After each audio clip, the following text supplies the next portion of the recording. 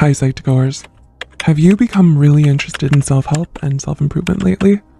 This pursuit of more and better things, whether they be better health, clothes, or money, has been normalized, but sometimes to the detriment of people's well-being. It can almost feel embarrassing to not be hustling or be improving yourself in any way.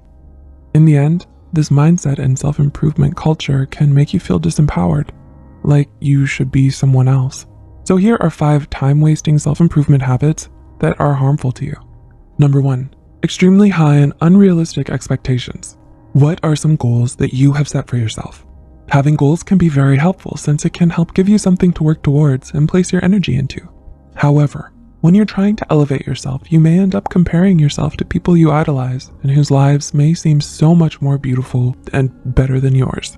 You might create wild expectations of how you want to get to where others are in the same amount of time or in the same way as them, and subconsciously adopt their ideals and expectations. This is a harmful habit because you're not focused on yourself and your enjoyment of life, but on achieving other people's ideals. Remember, you don't have to be perfect. You just need to be yourself. Number 2, the hustle culture mentality. Do you tend to overwork yourself? The idea about how you must never give up or that you must constantly hustle even at the expense of your health can be very damaging to your well-being. Sometimes things just don't work out and you need to give up, but that's not a bad thing.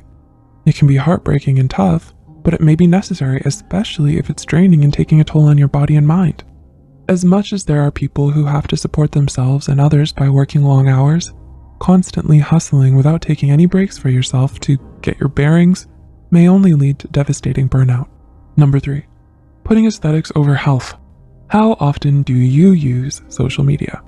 While it can be a tool to help you change your life for the better, it can also distort how you see yourself and others. Instead of promoting healthy lifestyles and practices, the media, and especially social media, advertises certain body types as desirable and important. Women are implored to get dangerous, unnecessary cosmetic surgery, and men are told to be jacked and in the gym by any means for those gains.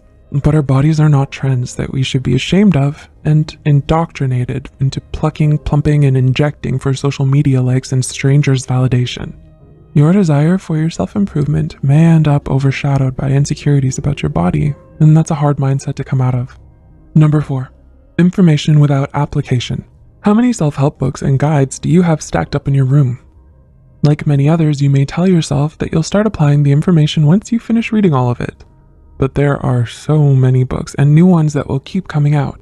All of these how-tos can be helpful, but they won't be of any use if you don't actually apply the things they teach. As powerful as knowledge is, applied knowledge is the best kind. Don't be afraid to implement what you've learned into the world. And number 5, visualizations without action. Do you dream about the person you want to be or the things you want to have in your life? Perhaps you see yourself as a painter or a pilot, or you wish you'd have a big house or a nice car. Visualizing the life you want and putting it out there can be a great way to get yourself hyped and motivated, especially when you need to tap into your willpower reserves. However, this can become an issue when you only put it out there and fantasize about it with nothing in between to bridge the gap. As much as you can dream of the best life you could ever dream of that you deserve, if it lacks the structure and execution in reality, it's only a mirage. Remember that you have to actually do it to get there. Do you do any of these habits? Let us know in the comments below. If you found this video helpful, be sure to like, subscribe, and share this video with those who might benefit from it. And don't forget to hit the notification bell icon to get notified whenever Psych2Go posts a new video.